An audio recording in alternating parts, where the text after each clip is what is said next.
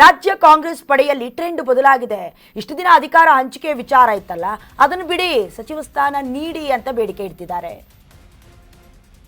ರಾಜ್ಯ ಕಾಂಗ್ರೆಸ್ ಪಡೆಯಲ್ಲಿ ಟ್ರೆಂಡ್ ಬದಲಾವಣೆ ಆಗಿದೆ. ಇಷ್ಟು ದಿನಗಳ ಕಾಲ ಅಧಿಕಾರ ಹಂಚಿಕೆಯ ವಿಚಾರ ಸೌಂಡ್ ಮಾಡ್ತಿತ್ತು. ಈಗ ಅಧಿಕಾರ ಹಂಚಿಕೆ ಬಿಡಿ, ಸಚಿವ ಸ್ಥಾನ ನೀಡಿ ಅನ್ನೋ ಬೇಡಿಕೆ. ಮಂತ್ರಿಗಿರಿಗಾಗಿ ಕಾಂಗ್ರೆಸ್ ಹಿರಿಯ ಶಾಸಕರು ಸರ್ಕಸ್ ಮಾಡ್ತಿದ್ದಾರೆ. ನಮಗೂ ಸಚಿವ ಸ್ಥಾನ ನೀಡುವಂತೆ ಶಾಸಕರು ಮನವಿ ಮಾಡಿಕೊಳ್ತಿದ್ದಾರೆ. ದೆಹಲಿಗೆ ತೆರಳೋದಕ್ಕೆ ಹಿರಿಯ ಶಾಸಕರಿಂದ ಸಕಲ ಸಿದ್ಧತೆ ನಡೀತಿದೆ. ಹೈಕಮಾಂಡ್ ನಾಯಕರನ್ನ ಭೇಟಿಯಾಗೋದಕ್ಕೆ ತಯಾರಿಯನ್ನ ನಡೆಸ್ಕೊಳ್ತಿದ್ದಾರೆ. ಇದೇ ತಿಂಗಳಂತ್ಯಕ್ಕೆ ದೆಹಲಿಗೆ ತೆರಳುತ್ತಾರೆ ಶಾಸಕರು. ಸುಮಾರು 25ರಿಂದ 30 ಶಾಸಕರು ದೆಹಲಿಗೆ ತೆರಳೋದಕ್ಕೆ ನಿರ್ಧಾರವನ್ನ ಕೈಗೊಂಡಿದ್ದಾರೆ ಅನ್ನುವಂಥ ಮಾಹಿತಿ ಸಿಗ್ತಾ ಇದೆ.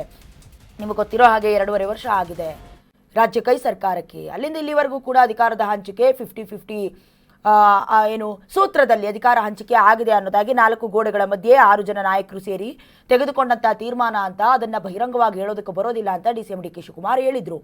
ಸಂಬಂಧಪಟ್ಟಂತೆ ಆಗಾಗ ಒಳಬೇಗುದಿ, ಆಂತರಿಕ ಸಂಘರ್ಷ ಆಗಾಗ ಕಾಣ್ತಾ ಇರ್ತೀವಿ. ಅದಕ್ಕೂ ಮುಂದುವರೆದು ಶಾಸಕರು ಕೂಡ ಈ ಹಿಂದೆ ಒಂದು ಕ್ಷೇತ್ರದಲ್ಲಿ ಹಲವಾರು ಬಾರಿ ಗೆದ್ದು ಬೀಗಿದವರನ್ನ ಸಚಿವ ಸ್ಥಾನದ ಆಕಾಂಕ್ಷಿಗಳಾಗಿ ಪರಿಗಣಿಸಿ ಅನ್ನೋದನ್ನ ಕೂಡ ನಾವು ಗಮನಿಸಿದ್ದೀವಿ. ಇನ್ನೂ ಮುಂದುವರೆದು ಹೇಳಬೇಕು ಅಂದ್ರೆ, ಮುಂದಿನ ದಿನದಲ್ಲಿ ಡಿ.ಸಿ.ಎಂ. ಡಿ.ಕೆ. ಶಿವಕುಮಾರ್ ಮುಖ್ಯಮಂತ್ರಿ ಆದರೆ ನಾವು ಕೂಡ ಅಂದರೆ ಮಂತ್ರಿಗಳ ಆಕಾಂಕ್ಷಿಗಳು ಅನ್ನೋದಾಗಿ ಕುರಿತೋ ಏನೋ. ಯಾಕಂದರೆ ರಾಜಕೀಯ ಅಂದರೆ ಬಹಳಷ್ಟು ಲೆಕ್ಕಾಚಾರ ಇರುತ್ತೆ.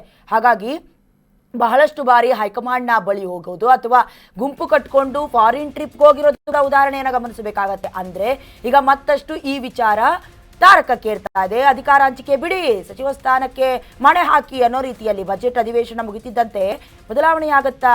ಕಾಂಗ್ರೆಸ್ ಅಧಿಕಾರಕ್ಕೆ ಬಂದರೂ ಇಲ್ಲಿವರೆಗೂ 2.5 ವರ್ಷ ಆಗಿದೆ. ಆದರೂ ಹಿರಿಯ ಶಾಸಕರಿಗೆ ಇನ್ನೂ ಮಂತ್ರಿಗಿರಿ ಭಾಗ್ಯ ಸಿಕ್ಕಿಲ್ಲ.